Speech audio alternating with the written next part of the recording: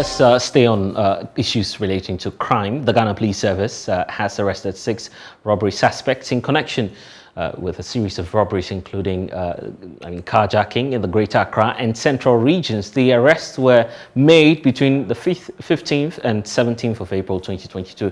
In a signed statement, the Director of Public Affairs for the Ghana Police Service, Alexander Kweko, says a locally manufactured gun and a foreign manufactured pistol with a cache of ammunition were actually retrieved. And you have excerpts of that statement on your screens now, indicating that the police, first of all, point one, the police through a targeted intelligence-led operation between the period of April 15 and April 17, 2022, have arrested 6 robbery suspects in connection with a series of robberies, including carjacking in the Greater Accra and Central regions. Now, the 6 suspects, that's we have the names indicated there, were arrested at various locations across 2 regions. Point 3 indicates that items retrieved so far from the suspects are, first of all, 1 locally manufactured gun. Then we also have 1 foreign pistol, a cache of ammunitions. Then we have 2 iPhones and 4 wristwatches as well.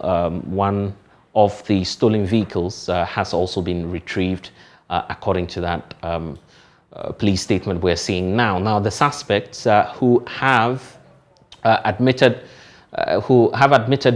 during interrogations to their involvement in robberies over the years are helping the police service when it comes to investigations. Then the statement continues to indicate that they have made contact with some of the victims as part of the strategy to give them closure with regards to the unpleasant experiences with these robbers. Now, the police service at point 5 is indicating that they would like to commend the anti-robbery squad of the CID headquarters for leading this operation. And then point 6 talks about the fact that all criminals and their cohorts must advise themselves and know that they can run, but they can never hide. The police service says it will do whatever it takes to come after them and bring them to justice. And they are finally assuring the general public that the police service remains committed to ensuring a safe and secure environment for all. We therefore urge you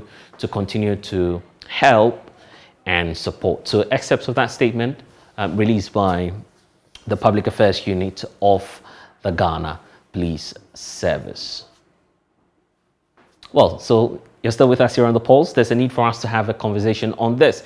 Child online protection experts are actually worried that Ghanaian parents are spending about 24% of their productive hours on social media. A survey conducted in about 2,000 households has actually revealed that screen time is significantly increasing amongst the adult population at the expense of their parental duties. Non-profit organization Child Online Africa says their findings could go a long way to expose more and more children to cyber threats, hence the need for an immediate intervention.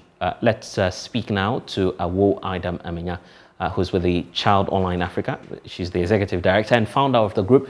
Thank you so much for spending some time with us here on The Pulse. So how much of a concern should it be for us and a worry for the general public, particularly parents out there, when it comes to issues of screen time? Hi, Blizzard. Good afternoon to your viewers. Listening to your intro, I want to just try and put things in perspective. Right. The survey that was used in the discussion for the training, as you rightly quoted, it's not for Ghana. Right. It's a US study. Right. It is only to make us understand that whatever the situation is in those jurisdictions, it's just a matter of culture, but it's the same technology we are using. So if parents in US are found to be 24% with, as far as the children are concerned, then yes, that is a reality, and it could happen in our situation as well. So that's what I want to put in perspective. Yeah. As far as the discussion is concerned. Yes, it's true. Screen time is it's becoming a worrying trend for a number of reasons. most of children, aside being cyberbullied, are getting addicted, and some of them come across inappropriate content, as we've always been talking about. There's an issue of privacy invasion, false information, or there's a common name we use for it, cybercrime and other threats. And the bigger one for me is online grooming. Because now adults are taking advantage of these young people, teaching them how to password their WhatsApp conversation to the extent that they show them other tricks. And these tricks help the children to be discreet with their conversation with adults. So it's important when we learn other things concerning every other ethics as far as the technology use is concerned. Screen time management is key. What is screen time management? Screen time management basically means the use of the space for entertainment reasons. So if you are using it to study, that is not screen time issue for you to consider managing about. But when you are using it for games, you're using it for social media interactions, for fun, you are using it to do other engagement. That is where the need for us is, to consider management of that. Because we realize a lot of time goes into it. And once they get hooked on, because of the addictive nature of the platform, it keeps children hooked onto it. Even we adults have concerns. Sometimes you are spending 4 hours on WhatsApp or Facebook without realizing. But try and put your phone aside for a while and you see how productive you could be at the end of the day. So technology has come to stay. We can't do anything about it, but it is now our responsibility to ensure that we are making good use of the space. We are using it judiciously for the purpose. The threats are there, they are bound to happen, but what are the opportunities that we can take from it? It's important we guide our children.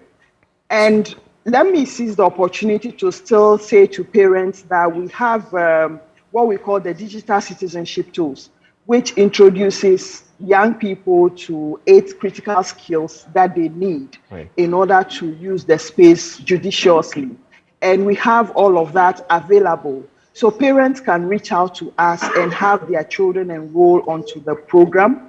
We would also have a parents training session on the 14th of May. So we invite everyone, including persons with disability, because we have an sign language interpreter joining us to interpret for them. So as much as possible, let's do our bit. Let's play our part to ensure that we are giving the best for children to self-responsibly. So what's accounting for the addiction? I mean, just staying glued to all of these online platforms at the expense of other activities that you would have to carry out during the day? Yes, like I stated earlier, it's something which is built into the platform by the platform owners. Even though we talk about safety by design and safety by default and everything, you know that as a provider, somebody is interested more in the money. So what you can do in order to get your consumers glued onto your platform is what you do. So they have a built-in system which does all those things for them. And sometimes it's not just a matter of just getting glued. The magical situation for children is also one thing. You are playing a game and you are getting rewards. So they tell you you've won this, so you have 10 CDs and all of that. It will interest you to know that the 10 CDs is not physical for them to feel, but the fact that they've rewarded, they keep playing. So they want to hit 100 before they log out. All those things are instances where people get glued, people get addicted. And again, when it comes to our almighty social media platform for us adults, because the platform is using artificial intelligence and machine learning to study our behavior and patterns, they design things that would keep us there. So yes, clearly it's a way of marketing the product. It's a way of selling things to you. So we keep saying that when you're on a free platform, it's not to say that you are paying that much. No, you are actually the product that the platform is selling. Right. So it's important to apply common sense. But I mean, we've heard very often, I mean, some parents express the concern that it's a convenient way of parenting. You hand over a device to the child and then you can get on with business. I'm sure you've encountered such situations as well. Yes, it's a convenient way of parenting because we haven't thought through it. Because if you think through it, the effect that screen addiction will have on your child is higher. Let's talk about eyesight problems. Let's talk about drop in grades. Let's talk about inappropriate content.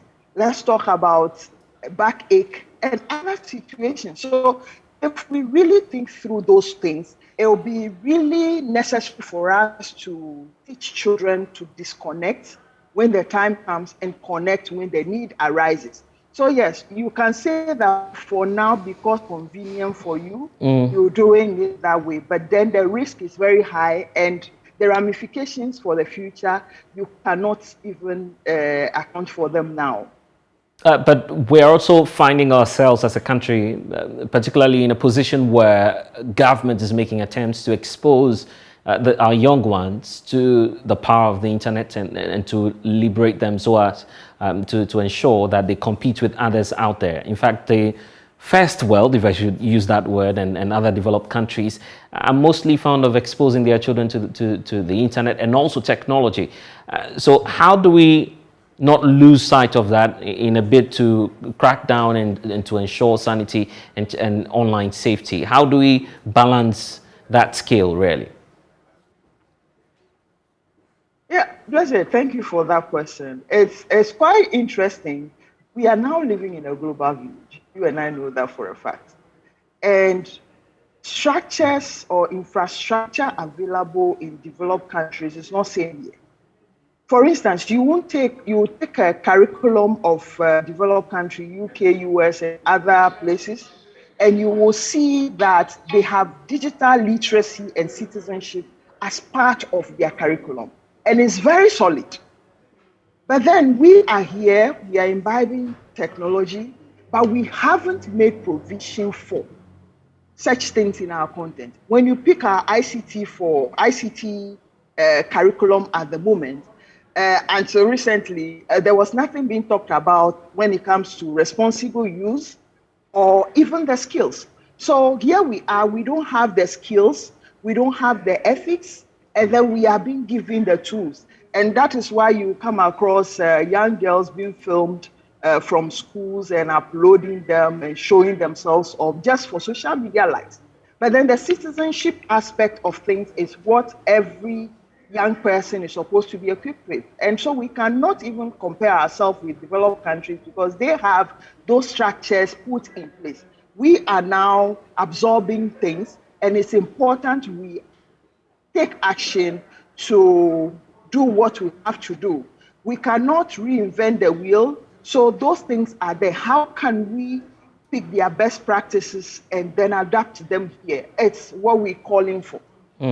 Right, and very briefly, as we wrap up on this conversation, run us through some of the remedial measures for parents, particularly those who are not aware of how to navigate the space too well. Yeah, so I would say that to start with, it's important that you engage and know how much time your child is spending on a device. And mind you, children always observe and learn from us.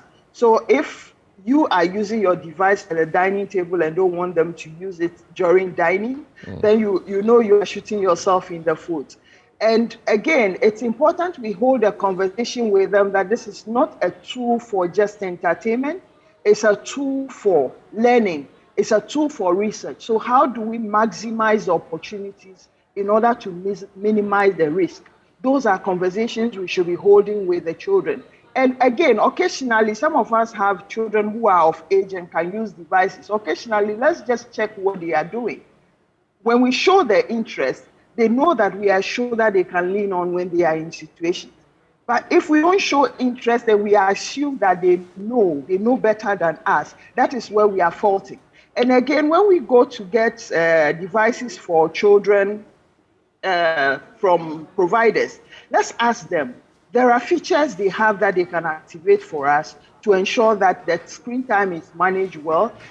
Some of us can even download Google parenting tools. It's there for iPhone and then it's there for Android. You can download that in order to keep tab on how much time your child is spending and how much time you can control what they see and what they don't see. So as much as possible, conversation is very critical in every aspect. And for us now, we've done the screen time management, going to go into other aspects like collaboration and other things, which are the other concepts for citizenship. So yes, whoever could make the time should join us for the subsequent discussions as far as safety and responsible use of the space is concerned. I'm grateful. I would have to leave the conversation here, but thank you for making some time for us. That's the Executive Director for the Child Online Africa non-profit group, concerned about the increase in screen time. But